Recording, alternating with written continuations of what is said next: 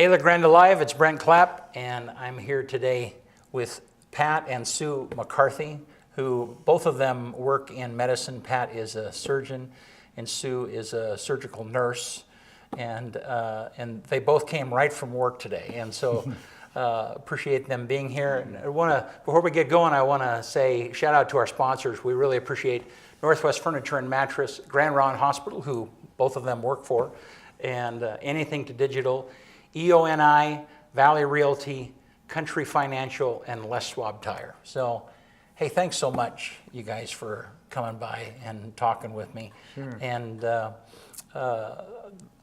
we have been kind of trying to connect for a while because you guys went on an interesting medical, compassionate trip. I guess I don't know how you would describe that. You know. Yeah. And I just kind of want you to tell us about it. Tell us how you. First of all, start with, how did you get started, and who is this organization that you went with? Mm-hmm. You want to start, Sue? Well, the organization is Global Brigades, and actually it's a student-run organization.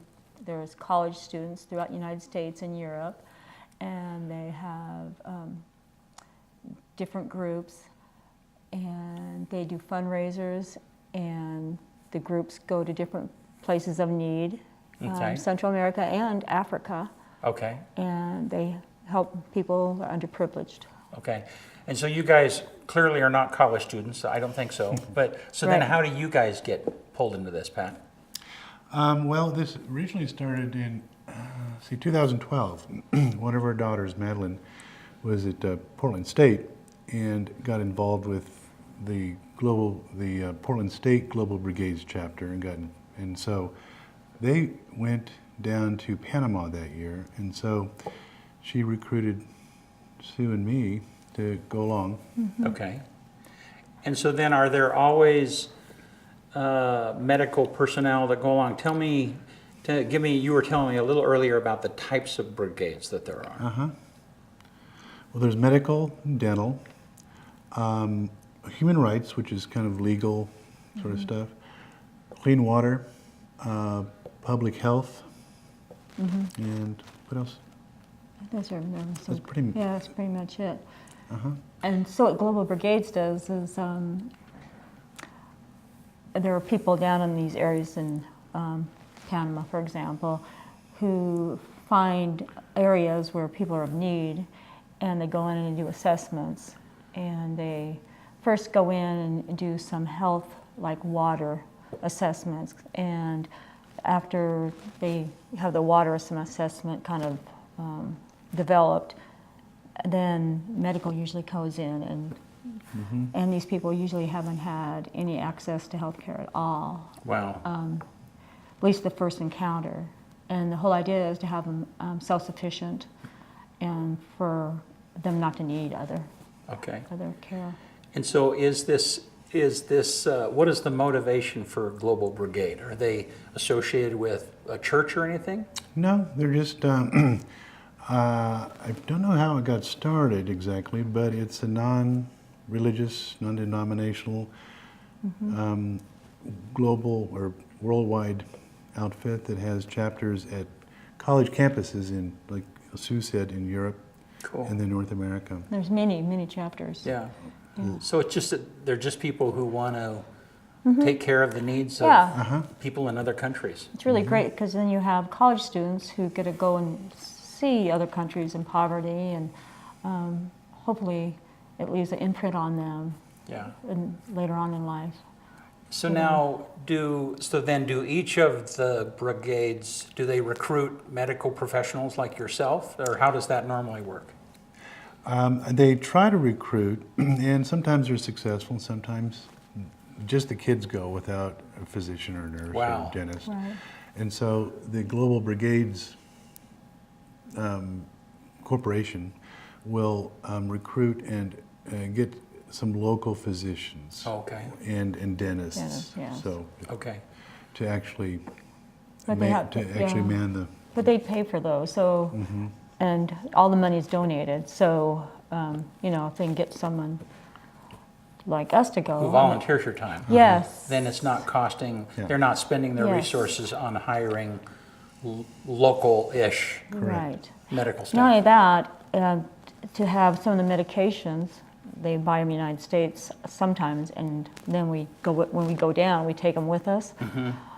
So to get them into the borders, across the borders, you need a physician. Oh, I see. So he could sign for antibiotics, which is a lot of the medications we use, anti-parasite. What else? Oh, just a lot of the medications are just over-the-counter stuff here. That the people, Ibuprofen. They don't have anything. they have no access to aspirin. We take glasses, Wow. toothbrushes, Yeah. toothpaste. Wow. Reading glasses. Yeah, reading things like that. glasses, yeah. So just whatever might help to make these people's lives better, whatever it might be. Yeah. Yeah, and the hospital has been very generous in donating supplies and some medications and Grand Round Hospital? Yes, Grand Round Hospital. Yeah, you bet. Yeah. They just say, these are all the things that are expired or we're going to get rid of, and you just go through and take what you want. And there's, Yeah. So we've taken quite a few things down, dressings, things like that, Wow. thermometers. Yeah. Yeah, Well, that's awesome. yeah. So then this is your third trip, is that correct? Yeah, in June was our third trip. Okay. Correct. And so then where had you been before and where did you go this time? Well, this time was Nicaragua, and we've also been to Honduras and Panama. Okay. So, And so then where specifically did you go? Was there a village where you landed at initially, or kind of give me an idea of your journey? Well, let's see. Our first was Panama, and that was way out. It was about 8 hours or 10 hours South. from Panama City to the east, which is down almost to the Colombian frontier. And so that was kind of it was called the Damian province. It was kind of a dicey place to be at the time because the leftist guerrillas, the FARC, you've heard of, they were active, and then drug personnel from Colombia on their way through. And then, we had 5 checkpoints Wow. to get to yeah, and we're always accompanied by by some soldiers with machine guns. Wow. Because a big busload full of rich American college kids would be great. It'd be, Yeah, great, that'd great, be- good catch. Yeah. Yeah. So then that was on a previous trip or that was on this trip? that was our Panamanian trip. Okay. That was a few years ago. Okay. But we've always had some military people with us. Okay. You could see if at one time something happened, and then it would kind of ruin the Golden Brigade. Right, 'Cause absolutely. without safety. Yeah. So now how many people were involved in this brigade that you did in June? Mid-30s. Okay. About 3 dozen, Yeah. something like that. And these are students who are interested in medicine, dentistry, mostly, but I mean, it's open to anyone. But a lot of them are applying to medical schools, Okay. and they're on their 3rd or 4th year of medical school or college. So they've done biology classes. And, Yeah, a lot of, this time around there were several pre-physician assistant. Oh. Yes, They haven't gotten into PA school yet, but the college kids aspiring to that. And some pre-nursing people. they're very interested, very hardworking, very positive. They want to get out there and see things and do things. Yeah. Yeah. And they did this, and they had to raise their own funds to They get did. themselves there. How much did each of them have to come up with approximately? Oh, I think it was A little 2,000. something like that. Yeah. Yeah. Wow. And then they made even more to buy the medications to go down, so they each raised another $1,000. So then part of their funding that they raised were to help cover the supplies that you guys were going to use. Right. Wow, that's pretty cool. Yeah. So then tell me about the trip. Where did you go specifically in Nicaragua? Let's see. We landed in, was it Managua? Mm-hmm. And then, They went up. Well, we stayed at a couple. I mean, they're not villages or anything. there were little clusters of Little shacks clusters, is where we yeah. went to. North and east of it. I'm not sure if they even had names. No, they're not. They're not on a map. Wow. Yeah, they're just small areas. And to get to help some of these people, you really have to want to get there. I mean, Wow. Yeah. And did they transfer? Did you transport yourselves in small vans, or how did you get? Yeah. Mhm. Yeah, they had small some- vans. Couple of Yeah. vans. Oh, but the roads were pretty challenging in some places. And then we'd have a pickup that just carried medications. And so, and that's one of the reasons why they also watch, because they don't, want to make sure those medications get to where they're supposed to. Right. Yeah. So then tell me about the trip. What did you do first when you arrived? Was there, kind of tell me how that week, or how long were you there approximately? About a week. About a week, About a week, maybe. not quite a week, yeah. How did it progress? What did you guys do? Oh, I think when we get there, there was a leader, and she kind of spells things out and what the plans are for that week. People are assigned someplace to stay, and they're usually just a bunk, depending. Sometimes this time, there were 20 people to a room, some give or take, Kind of a hostel. Yeah, sort like a of thing. hostel. Okay. Yeah. And then where did you set up a hospital or like, I don't know, a clinic? What was the setup like when you guys got there? Well, we usually stay in like a hostel kind of place, and then the first night or first morning, we go through all the medications and package them up, put it like 30 per package, and write in Spanish what they are, and so we can distribute them later. Right. That kind of thing. We also had bags of hygiene products, toothbrush, toothpaste, soap, shampoo. We get those all ready to give out. So a lot of it's organization and getting ready and getting in your groups. Everyone's divided into groups. And then the next day, we usually go out to a school or any place. It's usually a school. Okay. Yeah, school's about the only place where there's a bunch of rooms. Okay. And some all in one desks. place. Now, these schools don't have electricity or running water or anything fans. like that. And it's hot. This is June. Yes. Yeah. Yeah. So they're You have to have an typically outhouse. cinder brick building and outhouse. And there's dogs and chickens and running around. I mean, it's just, and other people, and everyone's very interested in seeing us, so everyone kind of shows up. Okay. Yeah, a lot of people showing up. So now you were telling me earlier you kind of set up the different rooms so that there was a process. Tell me a little bit about that. Well, Sue was in triage, that's the intake spot. Okay. Where Sue can tell better what sort of Well, things we happen there. ask what their problem is, why they're there, get kind of a family count, how many children. And it's all in Spanish, so people are interpreting. Now are you guys Spanish speaking? No, So a you had- little bit, but Yeah, not enough to take a yeah. medical So there's history. interpreters, or a lot of the students spoke Spanish. Okay. So, yeah, and after a while, you ask the same questions, you kind of get a feel. We Right. weigh children, see if they're malnourished, which they are, and then ask them why they're there. And they often have, they have stomach aches, they ache all over, they have infections, they have open sores, a lot of asthma, because their homes are dirt floors, and then they have a fire in the kitchen.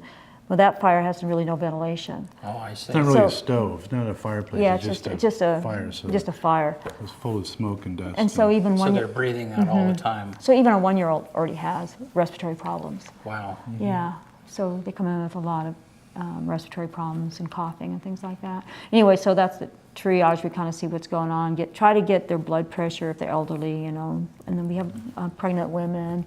So there's some questions we ask them. I think I had a child. He was 6 or 7. He had a machete accident the day before, yeah. and so his arm was cut open. It was kind of just wrapped up in I don't know what, and of course removed it, and it was infected and swollen. And then one of my jobs was just kind of, people really needed help, I would scoot them on to the doctors and say, hey, heads up. Or some children who really were quite malnourished, things like that, Wow. or fevers, things that, one child ended up going to somewhere, had pneumonia.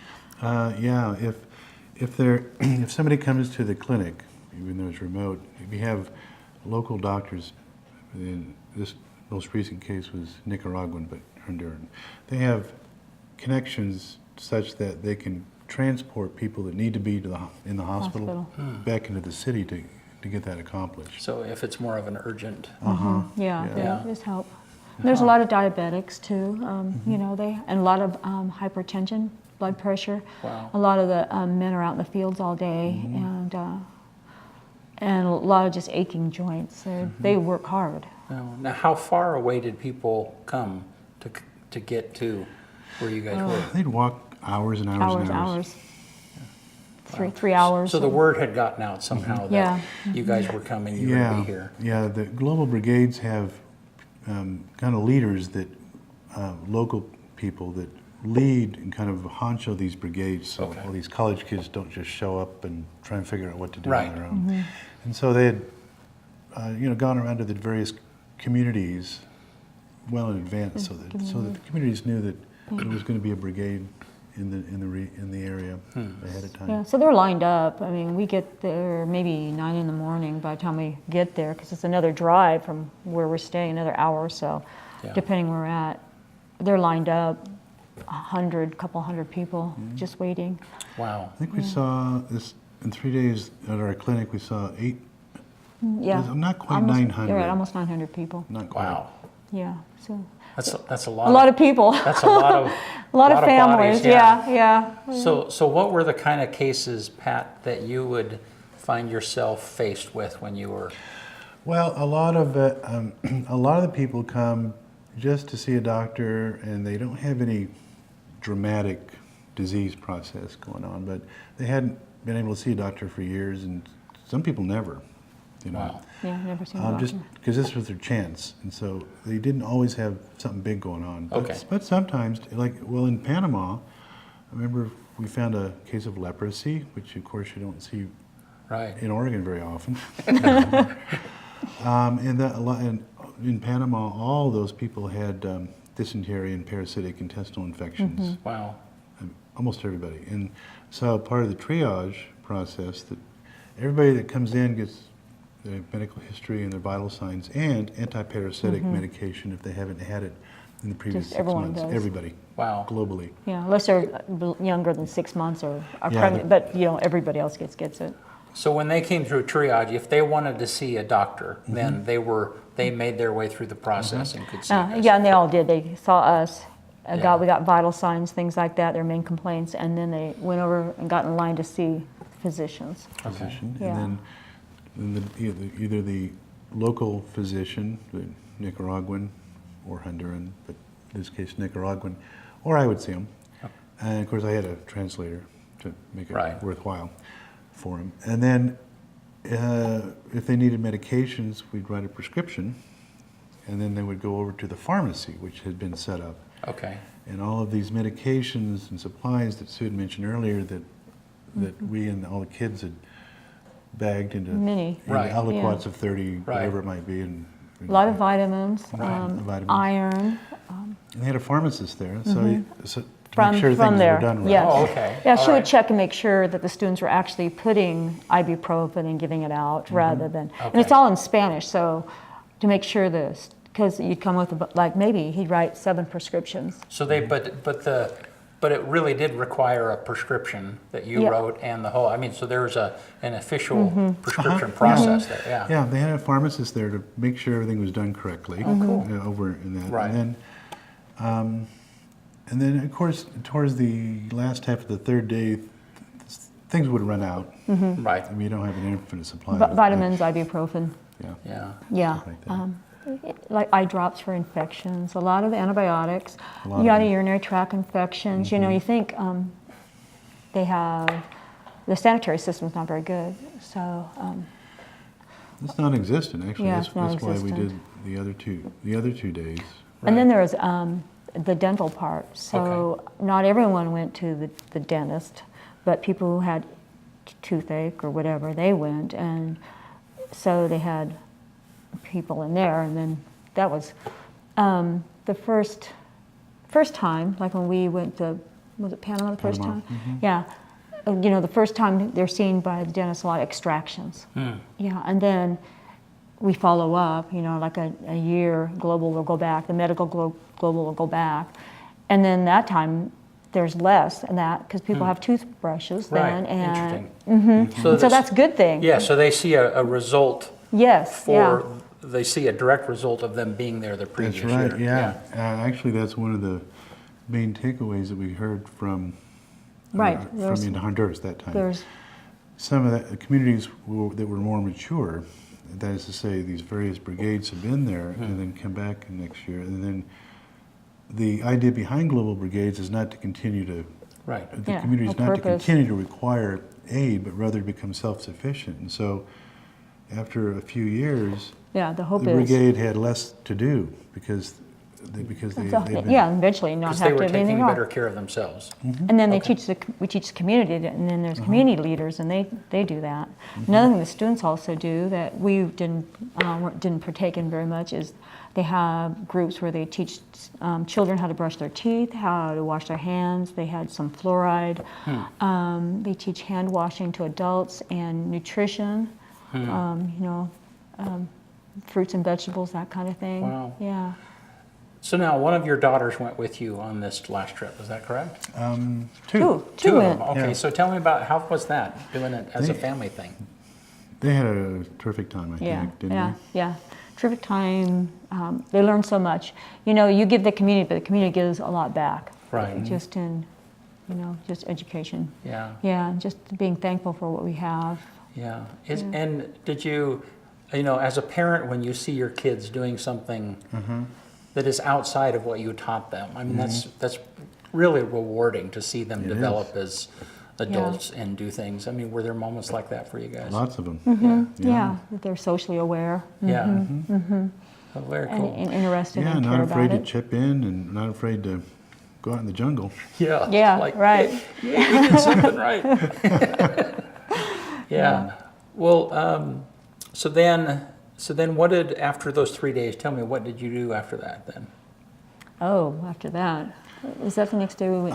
The next thing Oh, we was, did. The water. Public health. Public health. So we, different homes were picked out. They're not homes, So then they're the same families. group of people kind of puts on a different hat? Okay. Yeah, All right. So these different families have been picked out who have no sanitary services at all. And they have some equipment there and things like that. And we set up, they call it a water system? No, it's called a Hygiene station. hygiene station. Which consists of some place to wash clothes, because otherwise they're just going down to the river and washing them on rocks. And then right next to it is kind of a shower. And then they have some kind of It's an outhouse. outhouse. And so we build that. But the outhouse, we had built a septic tank. This is all built out of cinder blocks. Okay. So we dug Dig a a big hole. hole. And, Put those in. Cement. I've gotten very good with cement. yeah, yeah, a lot of cement work. Yes. Because Cement work. before that, they had no running water, no place to shower, no place to launder. And, well, they made some real clever cement washboards. Now, and is this for a group of homes or for a home, this little It sits station? out. It sits out outside of one home, but I'm sure that I think they share. Yeah. They Yeah. share. And Okay. we break up into groups, 6 people all together maybe. So we did maybe 5 homes like this. Oh, okay. Yeah. Like in one day? Oh, yeah. Well, 1 or 2. that was a It was 2 day. day. That was a Okay, 2 day okay. thing. Yeah. And So- before we help lay cement floors, because these people don't have cement floors. And that's a big Yeah. deal. It's a to have big deal for Yeah, them. big deal. So it's kind of interesting. So you were medical professionals one day, and the next day We're you're just nothing. laborers. Yeah, we're laborers. You're Not good ones either. Yeah, you're digging toilets, right? You're digging Yeah. an Yeah. outhouse, right? Yeah. And putting in a septic tank. Yeah. Yeah. Yeah. Well, that's awesome. It's great for the students to see that people who have professions can also do labor. Right. Yeah. Yeah. That's So very it's good. not a big deal. Okay. And so then, what was your next task after that particular? Oh, Clean that- water.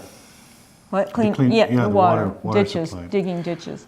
We went to a community. Now the communities, they're not villages. They're no stores. They're no businesses. Just kind of a cluster of People, shacks made yeah, out shacks. of sticks and mud and literally Rocks, yes. and rocks. But anyway, so a little community, and they have no water supply except to go down to this river and haul water back and forth, Wow. which is, as you imagine, laborious. So it's a multi-year project, and where they were at the point where they're still digging a ditch, about a 2-mile or 4-mile ditch, 4-mile ditch. in order to lay a pipe. About And 3. so that's what we did. About 2 feet deep, 3 feet deep. It seemed deeper. Because it's rock. Right. Yeah, because this is a volcanic Right. part of the world, so there were a lot of rocks. A lot of rocks. Big rocks. And the people were out there helping us, the men, and they were used to being out in the field, and we all had pickaxes and a lot of water. So, To so this, drink. so this is a multi-year project, and you're just extending the ditch. Wow. Well, Yes. cool. Well, so we're kind of running out of time. Tell me what, where do you want to do next? Do you have are you planning on going again? We may. Yeah. We were thinking of Africa. We have not done that. We've kind of done Central America. And there are brigades that go to all of these places, correct? Yeah. Usually, globals in Europe go to Africa. It's closer. Yeah. But the one we were with this last time, they're thinking of going. Wow. Where are they thinking of going to in Africa? Guyana, I thought. Yeah, I think so. Wow. So that's a possibility. Wow. Yeah. Well, that is so cool. Are there any particular cases that I forgot to ask you, any one particular thing that you can remember that you felt like you really made a difference in somebody's life that was memorable to you? Sue came across a little baby, a baby, I guess, was really dehydrated, very, very, very sick, and very lethargic. She brought it to the Honduran or the Nicaraguan physician because they're part of the system. And that child went off to the hospital, and she saved his life. Wow. Wow. Yeah, probably so. Yeah. Well, very cool. Thank you for representing Eastern Oregon in a very cool adventure. And if you go on another one, I would love to have you come back and share with us again. We'd love to have you come along and bring a shovel.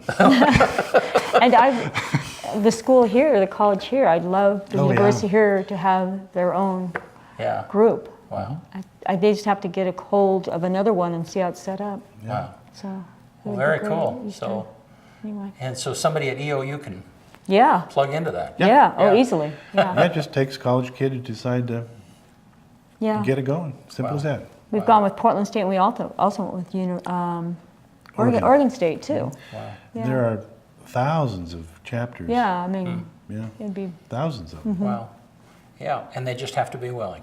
Yeah. Yeah. Yeah. Yeah, that's it. Not particular skills. They just have No. to be. No. No. Have to be. Yeah. It doesn't matter what your major is Yeah. at all. Just That might be a hospital. Sorry.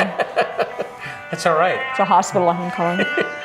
That's part of. I'll come back in a second. That's part of the adventure of. Yeah. Sorry, I'm calling. That's all right. You're on call. I know. Sorry. Well, hey, thank you, La Grande Live, for joining with us, and thank you, Pat and Sue, for coming. We've been trying to arrange this since you got back, so it's been a little while, but Yeah. I really appreciate you taking the time to come in, and appreciate our sponsors, Northwest Furniture and Mattress, Grand Ronde Hospital, who employs you guys and also help give some Funding, supplies yeah. for the trip, so Yeah. that's an awesome thing. Anythingtodigital.com, EONI, Country Financial, Valley Realty, and Les Schwab Tire. So thanks a lot, La Grande Live, and we'll see you next time.